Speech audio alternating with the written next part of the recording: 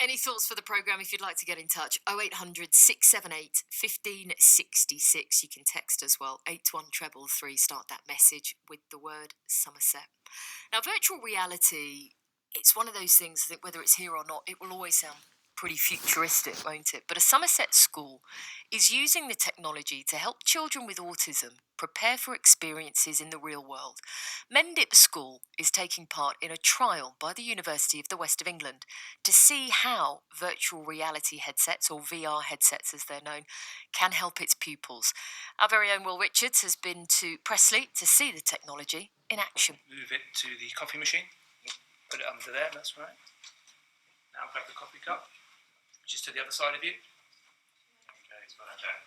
Jack, tell me what you've just been doing. I've been making coffee and learning how to make coffee in VR. Looked like a latte, was it? Yeah, latte, milk, really nice. You went through the whole process and you even drunk it at the end. The entire process is really realistic, yeah. You're there with a headset on, you've got these paddles in your hand with buttons on.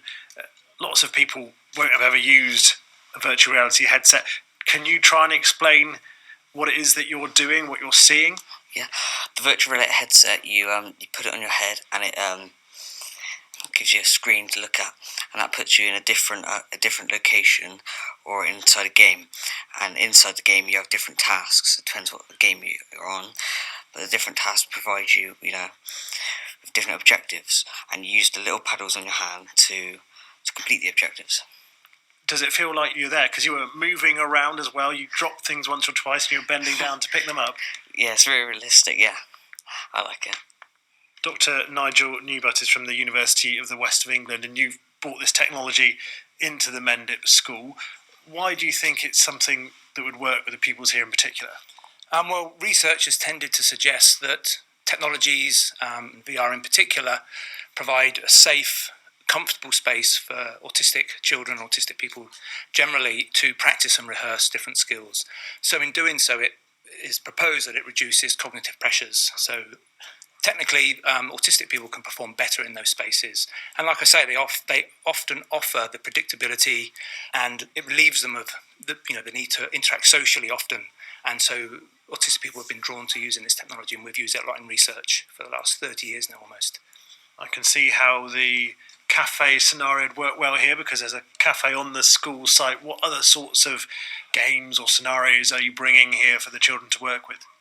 Well, broadly, we've experimented with things around social skills, social conventions, lifelong learning opportunities, so things around interviewing, which is something we're going to be looking at next, working with sixth forms, so 16 to 19-year-olds, and looking to provide scenarios where they can test and rehearse interviewing skills and develop those experiences, but, as you just heard from Jack, in quite a heightened realistic space, but not realistic enough where they'll potentially suffer real-world consequences. They can rehearse and test things over and over again in the VR experience. Jake Godfrey is one of the teachers here. Jake, how useful do you think it's proving to the children? It's so far what we've noticed is going to be really, really useful for the children. It's helping to reduce anxieties. It's exposing them to different situations they may not get the chance to do. They get to make mistakes in this VR world rather than doing it in the real world. And it's providing loads of stimulation for the children that they may not have got in the classroom, and they feel comfortable using this technology. So the VR headset and all this technology is here, Jake, on trial at the school at the moment. Would you like to keep on using it? We'd love to maintain the momentum. The teachers are engaged, the children are loving it, and the parents are now contacting us about how do we get this into the school. So we've launched a Just Giving page to raise some money to buy a laptop and some headsets so we can place it into the Mendip School.